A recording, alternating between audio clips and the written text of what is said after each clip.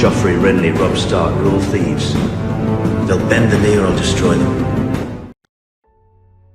House Erenstar. Once that name had shook the boots of every loyalist. People would talk with fear of Tytos Erenstar, Lord of the Crone's Crossing and rightful King of Andalia. But now times had changed. The Erenstars were known as the Stained, ever since his father was executed in the city plaza.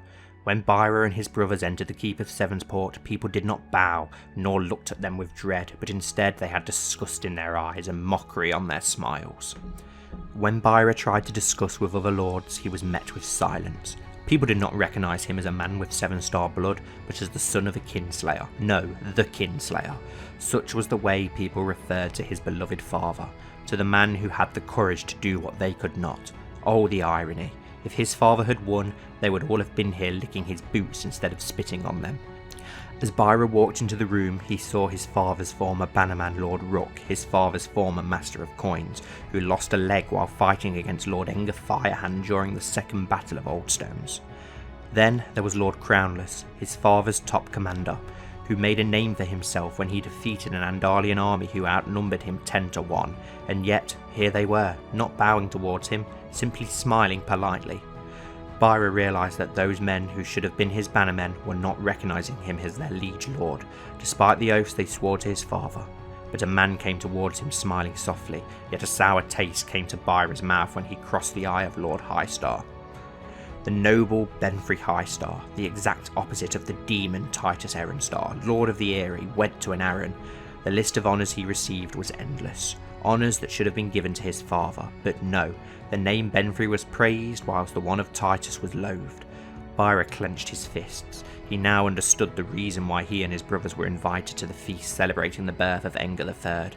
It was not because he had Sevenstar blood, but because people would be able to mock them and to show to every lord the price of treason. He turned away and almost bumped into Lady Reed, who was trying to see if she could talk with the nearby late to Lord Redguard. Their eyes crossed and the lady apologised before going on her way. Once again, lords refused to talk to him. He was alone in a sea of darkness, but fate does strange things, and he saw a teenage girl watching at the room from afar. She seemed to be like him, unable to talk to anyone. Byra's lips curved into a cunning smile when he noticed the flayed man's sigil on her cloak. Finally, a potential ally. One who has the same reasons as him to hate the Sevenstars and the fat whore Lyanna. He walked up to the girl and bowed his head, smiling at her. At first glance, the girl stared at him coldly, but then smiled as well when she saw the pink star sigil the man had. Lord Erenstar, I presume? It is me indeed, Lady Bolton. How is your father doing? The young lady of the Dreadfort's smile shrank slightly. I've heard he became the Lord Commander of the Wall. At least he has a post where the Queen will not be able to act against him. Why are you talking to me, my lord? We have mutual interests, my lady, but mayhaps we can discuss this more privately. The girl's lips curved into a thin smile, a cold and merciless one, as she was looking at the portrait of Aengar II, the man who had caused all this chaos. Byra then started to walk towards a nearby room and Lady Bolton followed him. Once the two of them were alone, they continued their discussion. Both of our houses were wronged by the Sevenstars, and we lost a lot because of the Queen currently sitting upon the throne. Lady Bolton spoke again. We do indeed, my lord. You may count on my support if you were to rise up against the Queen, but we should gather more allies if we wish to install your house as the one that will rule this realm. Byra now smiled too, the same way Lady Bolton did. Things were finally in motion, and the Erenstars, the dispossessed, shall reclaim their rightful seat. I will send messages to some lords I still have allies in the realm, and I will also look beyond, for there are many who wish to see the Sevenstars trampled down.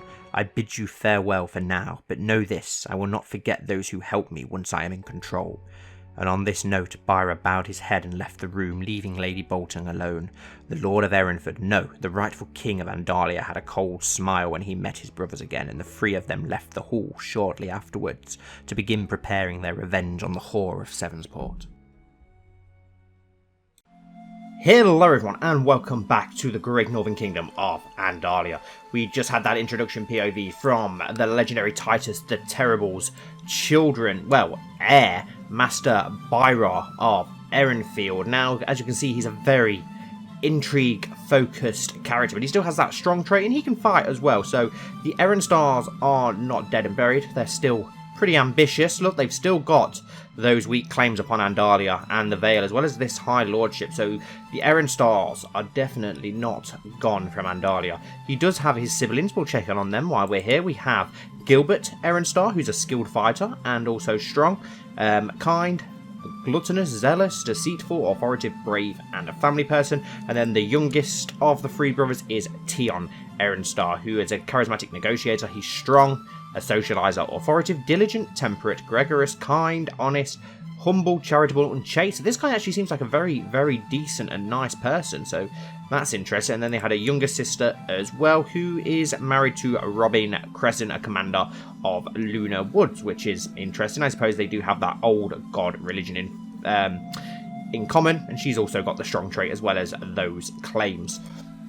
We do have 3 new custom characters that we'll just go over quickly before we get into today's episode, so let's have a look at them. We've had some Ironborn characters recently since we invaded the Iron Isle, so it's nice to have some Ironborn custom characters. There have been people asking for them for a long time, but until it felt like it was right to bring them into the series, we've waited, and now we finally have some. So we have Victorian Reef, with a blue wave on a black background. He's a dutiful commander, a trained fighter, a bastard, a scarred, brawny, administrator, charitable, brave, proud, just, cynical, envious, ambitious, and diligent. And he's also converted to the faith of the Seven. And then we have 2 more. We have a Skite Saltworm, who is a flamboyant schemer, a ravager, a skilled fighter. He's quick, deceitful, ambitious, and ruthless. And then there should be 1 more here somewhere. It's a shame that they don't put them all right next to each other so that I can find them a little bit easier. I've just noticed they've got loads of new courtiers that weren't here before. Aha, here we are. Yoren Saltsail with a white ship with a grey sail on black. And he's a skilled commander, a holy warrior, a trained fighter. He's scarred, got a stutter, he's a giant, he's a duelist, just, stubborn, and one-eyed. And that actually looks terrifying. They've actually put the scar in a very nice place for once, which is awesome. So yeah, he looks pretty cool. I've arranged marriages for all 3 to ensure that they do not die out. Now, if you guys can remember, we are in the middle of a Grey Plague at present, but it looks like it has passed from Sevensport, so we can now open the gates of Sevensport, so we will do that. So thank God for that. I've just realised we can become celibate, but we don't want to do that yet. We want to try and get a 3rd son if we can. Of course, we had our 2nd son, Prince Engar, at the end of the last episode, which is awesome. Recently, I've noticed the pitiful state of my daughter, Princess Violet. I've just been informed that the cause of her aches and pains is a case of the flu. Call for a physician at once. Thank God it's only the flu, so hopefully we can at least get rid of that. Oh no, she has the Grey Plague as well, so that's not good at all. We don't want to lose another daughter. We've already lost 1 daughter to the Grey Plague. We already lost Jonquil Sevenstar. We still do have 4 living daughters, sorry, and 2 living sons. So we have actually lost 3 children as Lyanna, which is absolutely devastating for the poor queen. She's actually stressed herself as well, which is not good. To the glorious Queen Lyanna, your wisdom and mercy are legendary. I accept your suggestion that Yoren and Melira get married. Perfect. Yeah, so here's just the marriages for the 3 Ironborn. So we'll get rid of those. After being skillfully treated by Maester Barquin, my daughter Violet is feeling much better. She still has the Grey Plague though, which is not good. I should compensate Barquin for a job well done, but at least she doesn't have the flu anymore, so maybe we can get away with that. We do have this little bit of land here that we do need to get rid of. To the magnificent queen, blessed upon you and your house. Yep, except the marriage for another one of our Ironborn. A couple of household knights are practicing the cold-blooded Destria and the warm-blooded Charger amble towards each other, their riders preparing to crush their lances against each other. I watched the Destria crash to the ground with its rider crushed beneath him. Good fight, we gain 10 prestige. Queen Lyanna, the Kinslayer, gets cynical, gives the following effect: intrigue +2, temple vassal down by 5. Let my doctor take a look at him, lose 10 gold, and we could gain the trait charitable. Now, charitable does seem like a trait that would suit Lyanna. There's only 25% chance, so I doubt we'll get it, but we'll go for that. And yeah, of course we didn't gain the charitable trait. We knew that wasn't going to happen. But things are going quite peaceful in Andalia. How are our children going? Let's have a look through our children, why time ticks along. We'll just go up to 2 speed. So Princess Kyra is now 10. She's attractive, a poor fighter. And she's also got the idolizer trait and the timid trait, so that's interesting. Lord John of Moonsgrey revoked the castle of Greenstar from Adam, whoever he is. Okay, so he's took that for himself. Lord John Greenstar, the hare lip seems to be passing through the green stars in every generation now, but he's actually pretty good, isn't he, Lord John of Moonsgrave? Not bad at all. Your Grace, I'm pleased to report that the majority of the populations in Flint's Cliff have converted to the Fate of the Seven. Okay, so let's have a look at religion. Nice, so the Faith of the Seven is actually spreading very nice here. The recent conversion of the Flint's Cliff to Faith of the Seven has caused great unrest in the Unfet. Yeah, of course, and Violet Sevenstar died of the Grey Plague aged 8. So that's 2 of Lyanna's daughters that have now succumbed to the Grey Plague. A second and third daughter. That is devastating. So she has Kyra still alive, Princess Rennie still alive, obviously Prince Lister, let's hope that he doesn't get ill, Princess Alice and Prince Enga all still kicking. Let's hope that she doesn't lose anymore. That was one other thing that I did want to do actually. I want to rename the Flint's Fingers, and it's nice to see that they're now becoming very Andalized. But yeah, let's change the High Lordship of Flint's Fingers. It's going to be known as the Lance now. So we have Lord Lancer, Lord Benfrey Lancer of the Lance. If I can just put that in, let's see what other events we've just had pop up. Perfect. It does look a bit like a lance as well. Lord Danes the Wise has declared Lord Danes' claim on Eastwold war on Lord Raymar of Eastwold. Interesting. Lady Bartha of Blackrush has given me bizarre and repulsive evidence concerning her sexual preferences. We'll keep this to ourselves for now. Your Grace, I would like to politely remind you of the gold that Andalia owes my house, and hereby request that the coin it's owed is paid as soon as possible to House Rook. 93 gold. That's going to be what the Erenstars borrowed off them. That's so annoying. But we're going to have to pay it. Make sure they get their money back. Byra Erenstar brought a favour of Gilbert Erenstar, and wow, yes, we've got a massive war going on down here with Danes Corbury. We could try and command him to end that, but I don't know whether or not he'll be willing to. We can try. Can you end that war? Your Grace, I will of course obey your will and end the war as commanded. Please take this as a sign of my continued loyalty. Okay, thankfully that ended in white peace. He's trying to get even more power, which is slightly worrying. Slightly worrying indeed. Let's have a look at Danes Corbury. A strong claim on the High Lordship of Iron Oaks and a strong claim on the High Lordship of Eastwold. Okay, so he's been busy. He's got a claim on 2 more High Lordships. He's already got 2. So Danes Corbury is definitely one to watch. He does have his son as well. Lord Vardis of Gultan revoked the city of Gultan from Septon Hubert. Okay. We can upgrade some of our holdings. I think they were down in the crossing. We still need to give the crossing away to somebody, but I'm not sure who we can give that to at present. We have got some faction. Okay, so Lord Morribold the Fearless has started an independence faction, which is strange considering he was in the Crown Loyalist faction not so long ago. That's very strange. Lord Todrick for the Iron Isles. Okay, so we've got some stuff going on for the Iron Isles. Low Crown Authority in the Isles. Someone else for the Isles. Lady Marge for Andalia, which is being done by Danes Corbury, which we already knew about. And Master Byra of Erenford as well for Andalia. But at least we've still got all these Crown Loyalists. But that's worrying about the Racks. Why are the Racks trying to go for independence? That's a big worry from one of the loyalists. At the age 24, your subject Erica Greatiron died in suspicious circumstances. No idea who she even is. So we managed to secure our southern borders in the last episode, which is great. Woolham of Hollard Hall died. Okay, you're not really anyone important, are you? Oh no, you are actually the husband of... Oh no, you're not. You're... What the hell? It says that you're her husband. You're 50. And Edric Snow 20. Oh, that's her first husband, isn't it? Ah, okay, yes, that makes sense. So, Cass Firehand's husband has died at the age of 50. So, fair enough. I really enjoyed the Cass Firehand introduction in the last episode. I hope that you guys did as well. Another awesome Firehand character. I know that we have a lot of Firehand fans who watch the series, so that's awesome.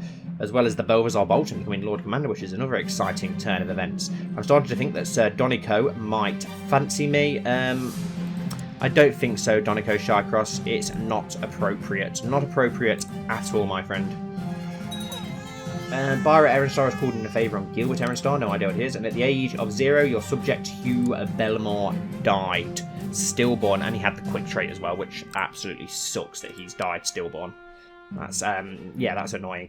We do need to get rid of this little bit of land here, which I don't want as part of the Andalian Kingdom. I will sort that out and give it away. We now have our border across the river, as we can see, that goes all the way along, giving Andalia a very secure southern border. We would have been nice to have had River Run as well, to be honest, but then again, we could have attacked from the east, so maybe it's good not to have it, to be honest.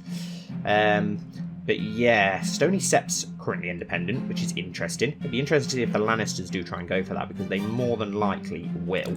Let's forward things along and see what events we can get kicking off. We're in a time of peace, so there's not a lot happening. The Lannisters and the Durrandons are at war. I believe some very southern lands in and around the Reach Stormlands area that the Lannisters are trying to usurp away from them. Arthur Greyjoy brought a favour from Harlan, okay. A son was born to Sir Joa Rack and Jane Firehand, named Murabald Rack, and he has the quick trait as well. Awesome, and he will be the heir's heir, won't he? So that's a decent heir for the future of House Rack, which is pretty cool. We won't get him a guardian or anything just yet. Speaking of guardians, we could probably do with looking at a guardian for our sons now that, well, at least our heir, Lister, now that he's got a bit older. What about Princess Rennie? Have we got her a guardian yet? She's got the childhood focus of pride, 2 martial, 2 learning. Let's see if we can get you someone decent as a guardian then. Why would we need to send... I can send my daughter into hiding to greatly improve her personal security against murder plot. Is there a murder plot against her then? We're going to have to look into that. But let's look at someone with some decent martial. Let's send her to... Pierce Snow, why not? And then Prince Lister, 2 stewardship, 1 learning. We'll wait until he gets 6 years old and see how he starts developing.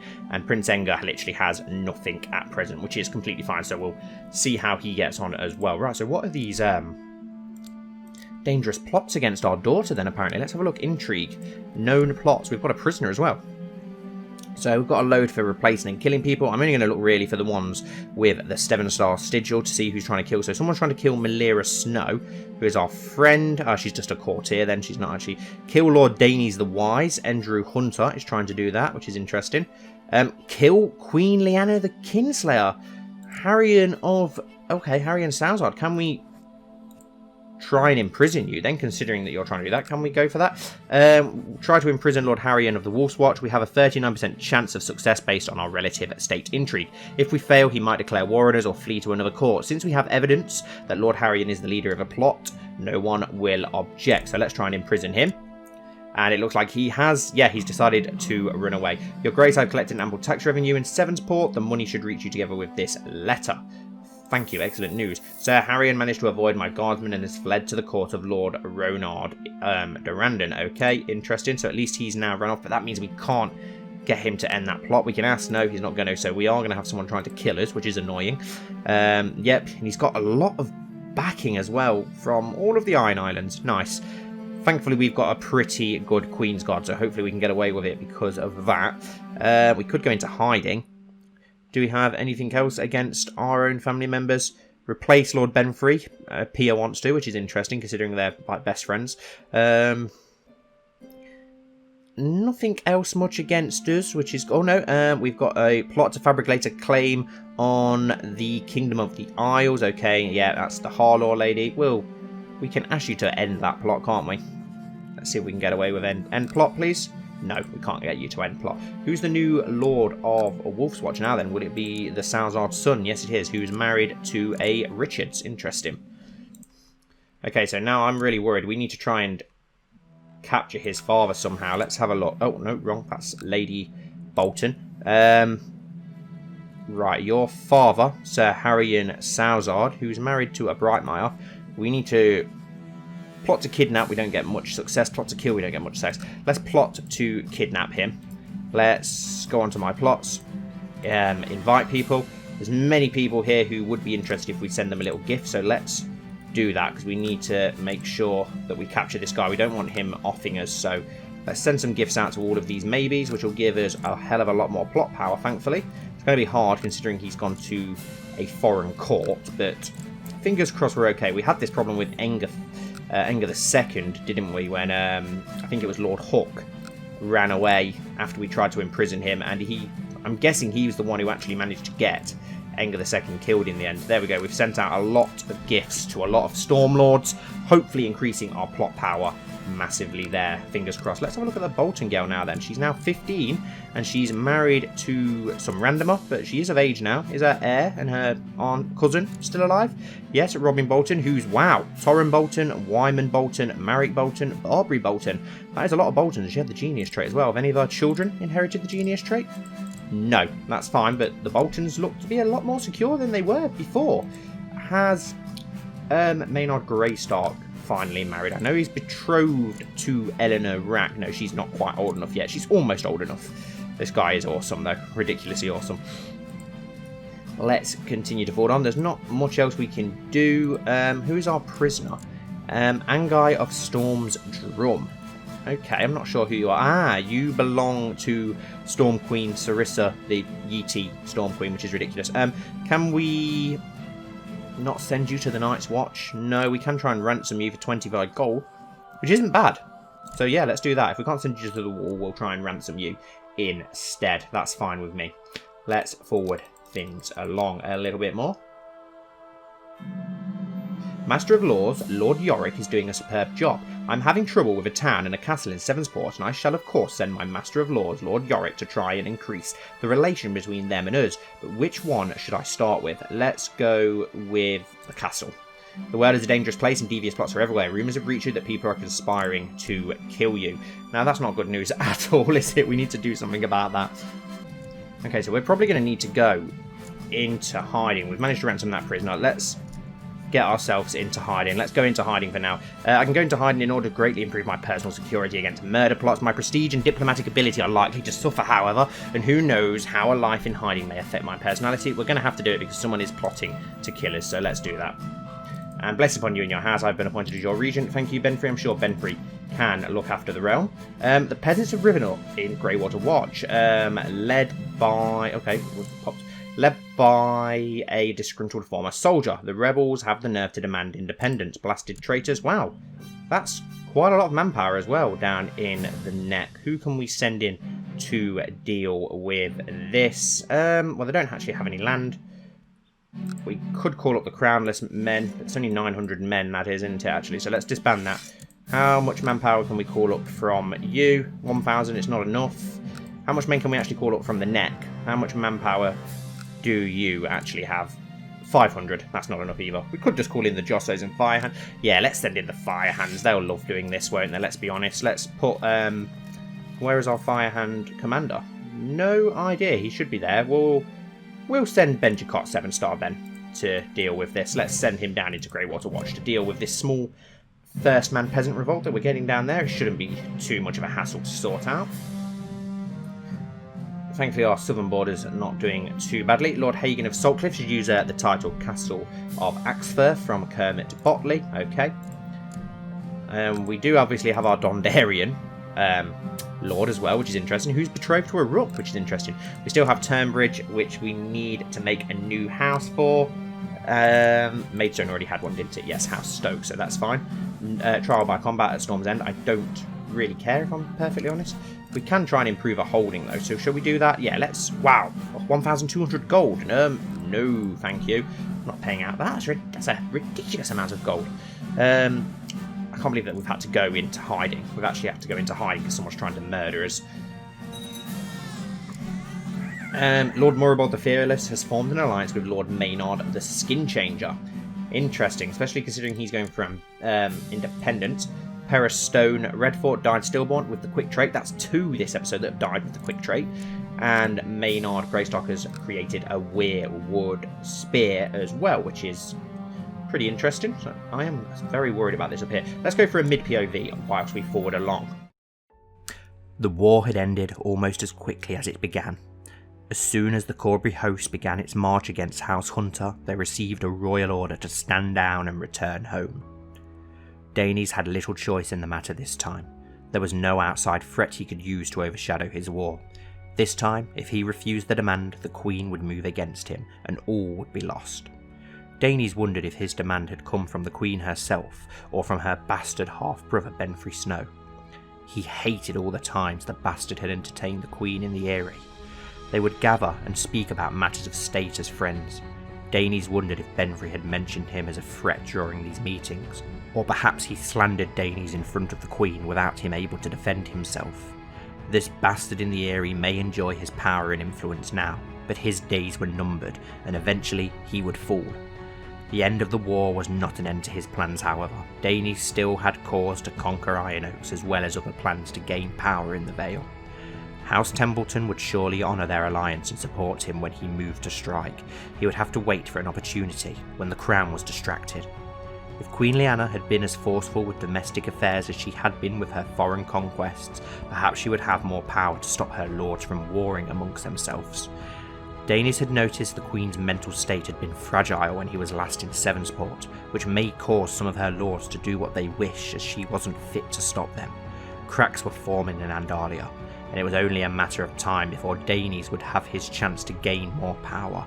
It would just take a small push to cause conflict in central Andalia, and letters sent to the right lords may be more impactful than an army. Now you may have seen as I literally said we're going to a mid-POV, this popped up.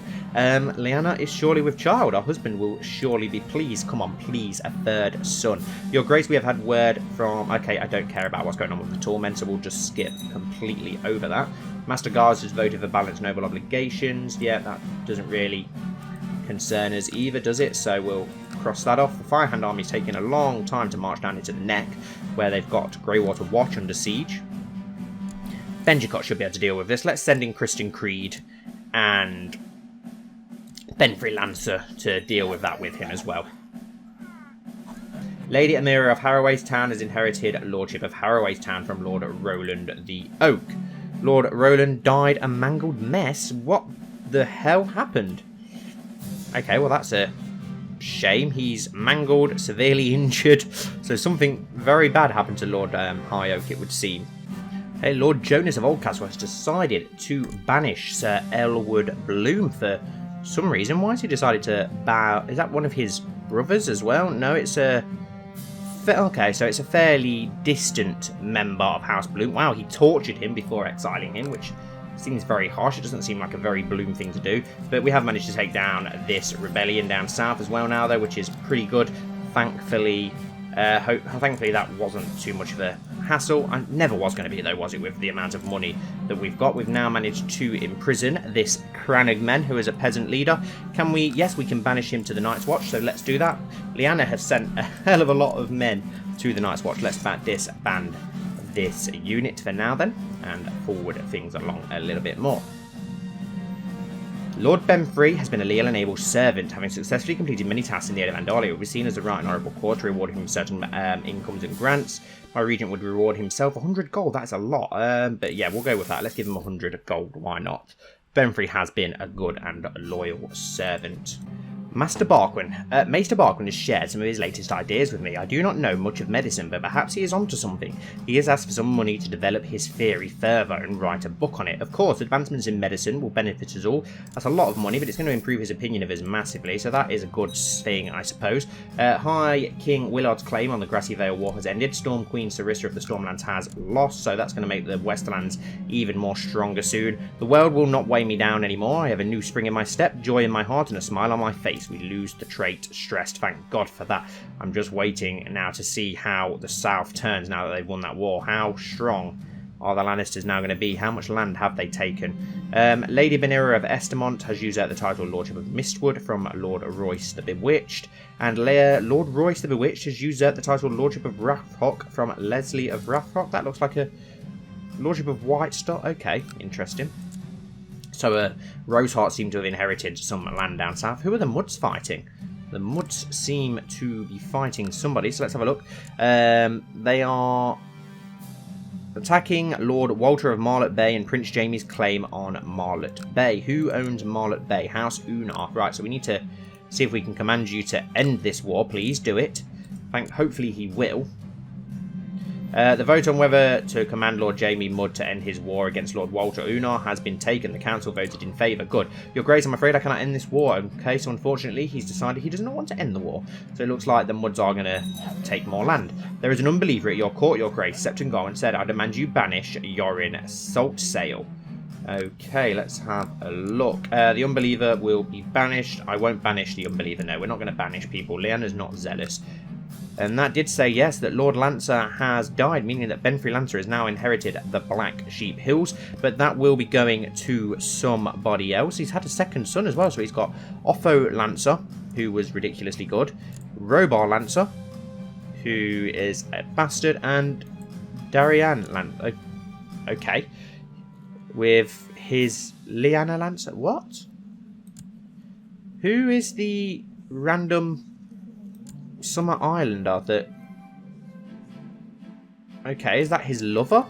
Okay, so he's got a lover who's a Summer Islander. I wouldn't have expected Benfrey to be the type. And apparently he's a liberator. When did he gain that?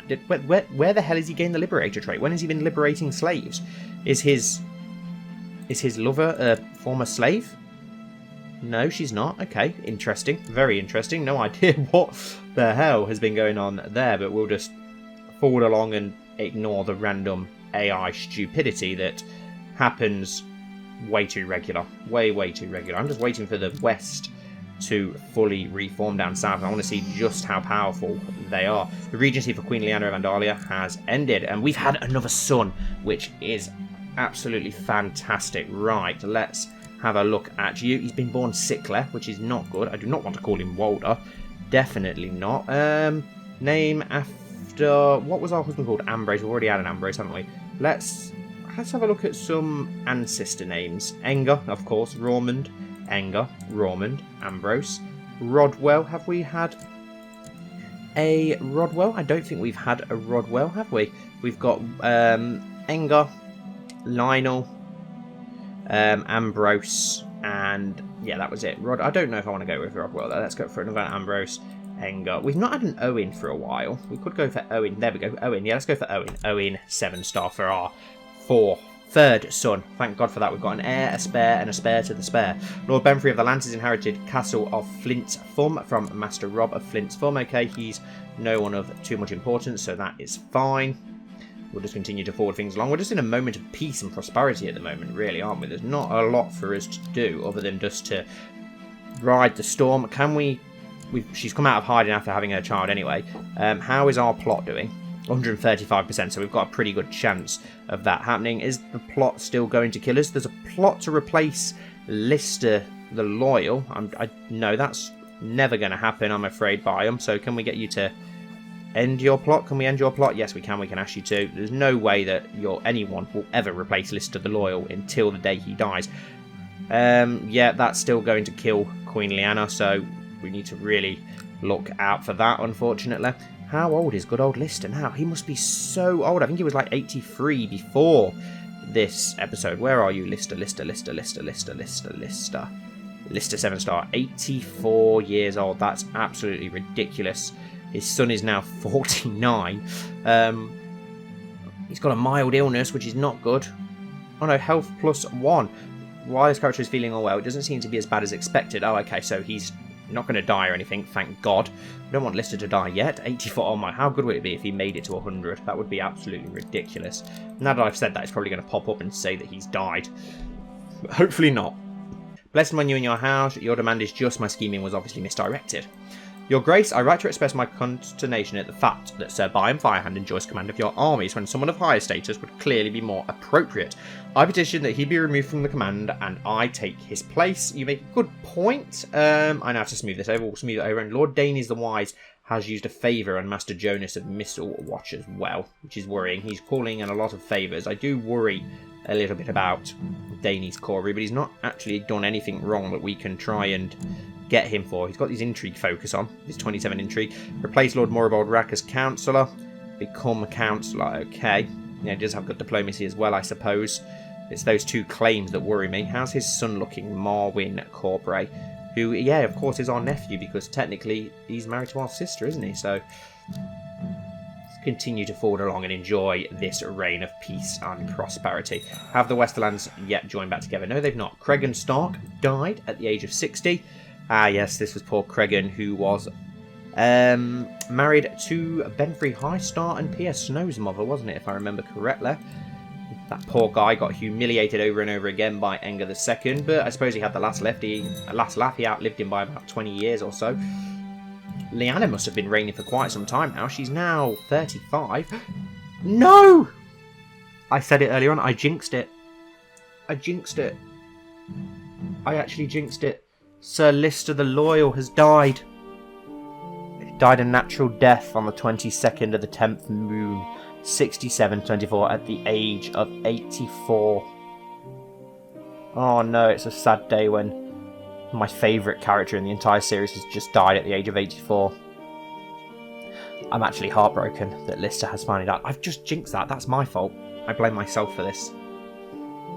You'll be very, very deeply missed, Lister. Insanely missed. Right. How good is his son? Pretty good at diplomacy. What about his grandson, heir to the Castle of Everington? He's very good at diplomacy-wise, and he's got a son as well, Harbert Sevenstar, who's pretty decent. Okay, so that means we need a new captain of the household guard, which will be Pier Snow, and we need a new member of the bodyguards as well. We don't really have anyone, do we? Anyone else that we could add? Benji Cots, Sevenstar. Could add one of the Ironborn, but I don't really know about that. Oh, Sir Glendon. Sir Glendon can be named back. We also need a new Master of Horse. Let's go for Benfrey Lancer. And we need a new Paramount Knight. We've actually lost the Paramount Knight. That's so sad. Well, considering that we can't, for whatever reason, use a Benfrey Lancer, let's go for... Oh, who's the perfect knight? Obviously, Benfrey the Just, very good. Donald Crownless, Benji Cott, Pier. We'll go with Pier. And we need a new commander now that Lister's dead as well. Let's go... Why is Donald Crownless not a commander? He should have been a commander anyway. I'm so sad. Your Grace, no, I don't want any Valyrian courtiers. I'm too sad right now for the fact that Lister has finally left this world. That's my fault. I think we'll end this episode here with that tragic news though, guys. So thank you all so much for watching. Don't forget to stick around for the end POV. I hope you've enjoyed this week's episode, and don't forget to like and comment down below, and hopefully I'll see you all very soon.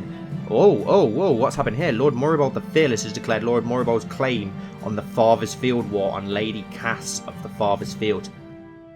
Damn, that is a big event to end this episode with. That is a huge event. Two of the loyalists fighting each other. Is he still going for independence? No, he's not, but that is worrying. Very worrying. But we will end this episode here, guys, as I said, so thank you once more for watching.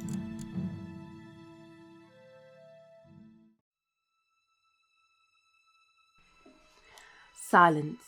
That was all she could hear. Absolute, pure silence. Lyanna felt the lack of sound smothering her, clenching itself around her.